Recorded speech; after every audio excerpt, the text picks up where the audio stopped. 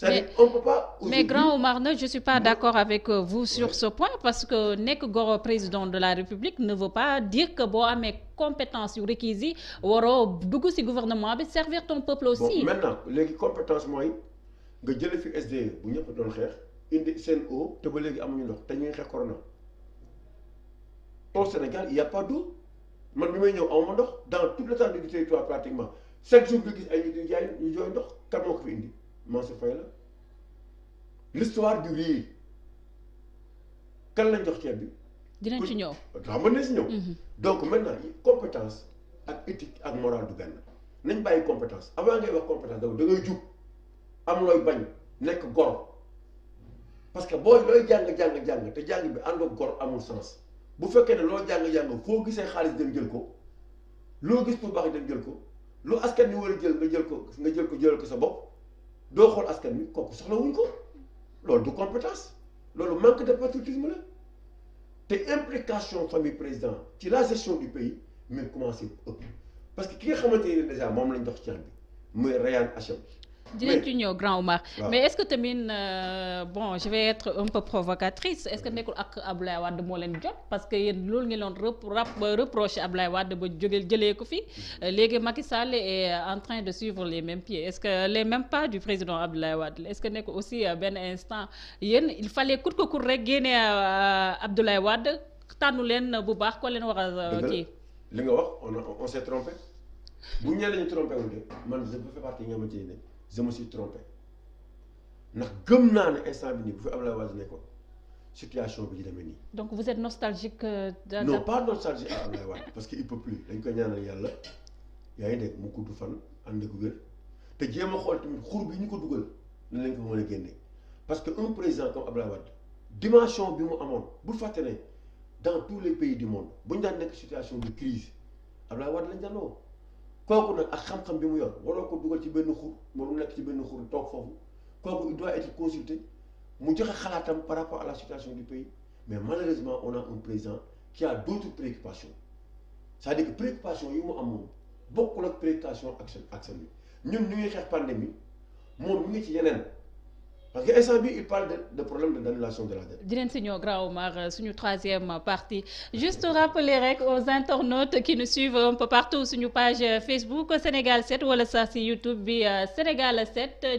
gis ngeen waxtaan bi door na je suis avec grand Omar Faye il est le président du mouvement Leeral Askan Wi grand Omar ñu dugg si polémique bi nga xam ne nemmeeku nañ ko si ceeb bi si diwlin bi si suukar si sax tey jii nii man balaa ñuy dugg ci polémique bi en tant que tey kan leen war a jox kan leen warta jox man j'ai envie de vous demander est-ce que l'achat ci jënd ceeb waroon nañ ko def pour yóbbu ko ci askan bi est-ce que c'était la chose pertinente pour soulager les populations. Pas du tout. D'abord il faut condamner le fait que le président ñu teg soow mi woyal ko ba mu baax nga war a oo ay nit nga jël niw bi ci kaw yépp door a oote te loolu la def moom ak goroom Mansour Faye c'est-à-dire dañuy jël lii ci ëpp solo ba pare door a mettre en place un comité de suivi. mais waaye tamit nag attends Mansour Faye ne est-ce que nekkul na benn instant acharnement le Sénégalais di def sur sa personne. acharné wuñu parce que dañuy acharné wuñu c'est-à-dire lañ daan xeex démb buñ ko gisee tey dañ ko war a xeex ak quel que soit niveau yi parce que kii c'est une PPE c'est une personne politiquement exposée parce que goro président la c'est comme le frère du président de la République am na yenn implication yi bu ñu koy impliqué wu en ce qui concerne yoo xamante ne c'est des marchés publics yooyu boo demoon États-Unis wala nga dem feneen dañ lay considérer comme étant une PPE une personne politiquement exposée te loolu c'est un délit dans ces pays-là te loolu moo dal Macky par rapport ak ay gorom ay rakkam ay magam ak ay mbokkam c'est un niveau d'implication dafa commencé dafa ëpp ba xamante ne dafa jéggi dayoo te loolu benn nit kese doomu Abdoulaye Wade kese bi mu fi nekkee mais tout un peuple toutes les forces se sont retrouvées pour mener le combat mais nag malheureusement ñenn ñi dañuy jaay seen ngor. mais c'est li si ëpp mais si pays yooyu nga cité leen ko interdit mais on l'a pas interdit au Sénégal. non mais c'est dangereux c'est-à-dire bu ko étudier suñu moral suñu civilisation moo ñu ko mayu daal. ok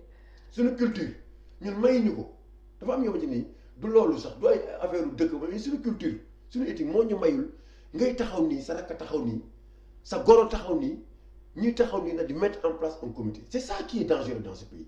image boobu moo rafetul te ñoom seen implication dafa ëpp xoole kii mi ngi ci ceeb bi mi ngi ci ndox mi mi ngi ci yeneen kële mi ngi ci pétrole bi mi ngi ci yeneen ay yeneen ça devient grave sans compter maintenant les autres choses yoo xamante ne ñu ngi koy def mais li ëpp solo mooy il faut respecter le secteur privé national dans un pays secteur bu nekk Sénégal gi xam ne ñu fay yëngatu te ñu nekk ñoo xamante ne c'est des gens qui sont dans le secteur privé national parce que tey maa ngi déglu rek Babacar Ngom mu ne le président il faut revoir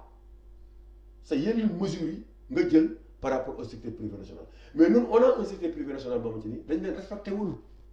te manque de respect bi ñoom si lañ bokk parce que il fallait que ñu bi ñu waree xeexuñu te ñoom ñooy premier mamelle nourricière de ce pays mais ñun suñu secteur national joxuñu leen cër respecté wuñu leen c'est-à-dire c'est un secteur de sous-traitance c'est un secteur boo xamante ne dañuy joxe lépp jox lañ mu càkk imaginez tous les marchés qui ont été attribués depuis que Macky Sall est à la tête de ce pays ay marchés la yoo xamante ne étranger lañ ko jox et en grande partie il y a une francisation de l'économie de notre pays kooku kenn wax ko. mais boo demee port. mais je pense qu'il va rectifier parce que. non il peut pas parce que c'est-à-dire actuellement il peut pas parce que il est endetté. d'accord. le niveau d'endettement.